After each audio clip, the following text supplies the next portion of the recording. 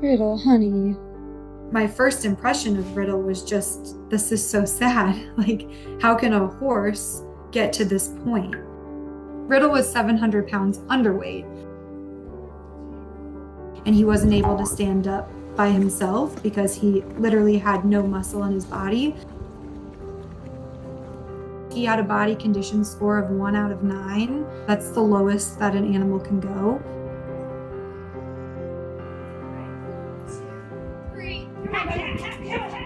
All that you could see was skin and bones. He was just a mess. Our first thought was, let's get to work. But at the same time, where we were definitely like, is this horse going to pull through? He was brought to us by our animal cruelty task force team. They got a call about a horse who was being neglected on a property. So they went and they investigated and they found Riddle, and he was skin and bones. He weighed 393 pounds. We don't know exactly what happened, but what we find is very common. We think Riddle just lacked the care that he needed. There's no true way to know how long he was living like that, but he was a sad sight to see. He had pressure sores all over his body from laying down. He needed hoof care, he needed dental care. All 4 of his legs were painful to the touch, and Riddle was also covered in lice. But Riddle really did have this like spark in his eye where he showed up. I really think it was that spark of like, I'm gonna survive and come through and come out of this. There was something about him that like we thought like he's a fighter, like he's gonna pull through. The moment that Riddle laid down in his stall and couldn't get up by himself, we had to lift him physically ourselves. 3. Good boy. There were about 5 or 6 people that lifted him and then would walk with him with straps underneath them to hold up the weight of his body so he could get that feeling back in his legs, so he could get the strength to walk again. How's it going, big guy? You know, in the past, we've had horses that have been as thin as he is who have gone down and can't get up, and they just give up. And Riddle never acted like that. It was just basically like, all right, guys, come help me. All right, I'll swap. You done? Set, big boy. Do you think I could just stay in my barn after this and rest? Yes. The times where I was the most worried would probably be when I would first walk into the barn in the morning and you would see him laying there and you did have that thought of, is he alive? But at the same time, he was just happy to see people. And I think he started to get the feeling that like when people would enter the barn, that means food is coming and that means care is coming. And so once he realized that we were there to help him, I definitely think Riddle started to make that turn. Riddle's case was definitely up there in one of the worst cases of neglect that we've seen, for sure. Seeing an animal whose health has just depleted to almost nothing. But it also, I think, gives us, as Longmeadow staff members, the drive to do what we started working here to do. The plan for the first few days with Riddle was to keep him alive. He required care 24/7. So we had people constantly checking on him. Every morning we got to the barn and we saw him still alive. We were like, okay, he has another day in him. Riddle from the very beginning, like from day 1, was like, okay, I'm in the right place. I'm gonna get healthy, I'm gonna come through. I like to think that Riddle started showing his personality from day 1. The second that somebody walked into the barn, you know, he would raise his head.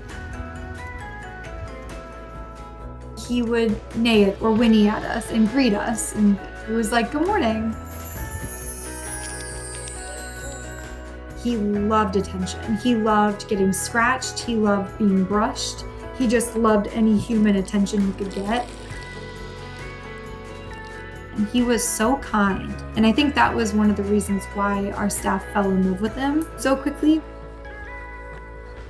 I think that he has that typical gelding personality where he's just happy to be there, happy to be loved, happy to be involved in anything. I think that just shows like the type of horse that he is. But from the first time that we had to lift him in his stall, he got up, he walked around, like there was no hesitation to it. When we got him up and we moved him around, the next time it happened, when he would lay back down because he was so exhausted and couldn't get back up, we would all gather around him, we'd lift him up, and he'd be like, all right, here we go again. And he would get up and he would walk around. And there was never that look of like, guys, I'm giving up, I'm tired. And he did that over and over and over until we finally saw him stand up himself and stay up. And that was the best feeling. That was when we were like, this guy's gonna make it. We never lost our hope. He didn't allow us to. I think we probably lifted Riddle about 7 to 10 times in the first couple weeks. It took about 2 weeks for him to like be comfortable and have enough muscle in his body to be able to stand himself. When he could walk himself without our help, I think the biggest feeling was relief. And not just because he didn't need our help anymore to stand, but because once he got to that point, we could see the light at the end of the tunnel. Once he was able to stand independently and move around, we ended up turning him outside into a small round pen where he got to be outside and feel the sun on his face again.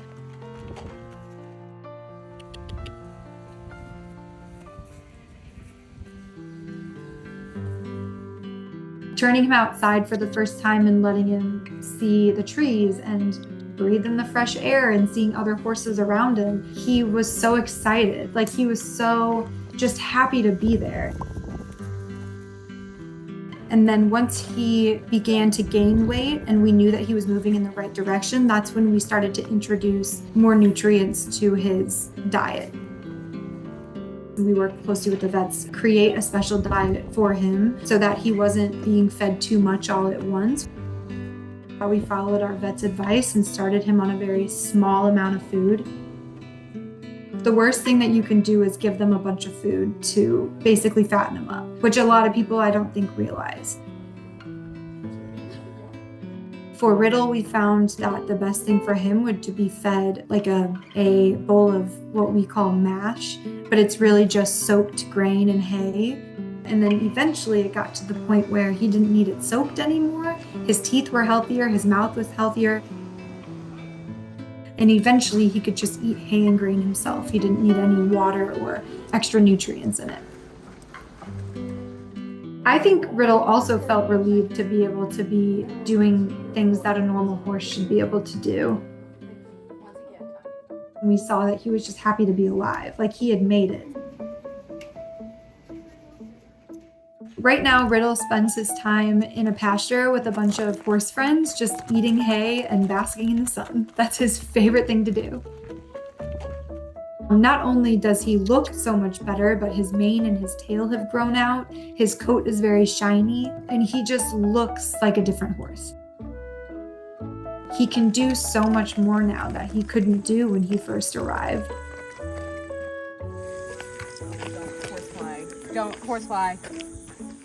Seeing him now, I would never imagine that that's the same horse that came in.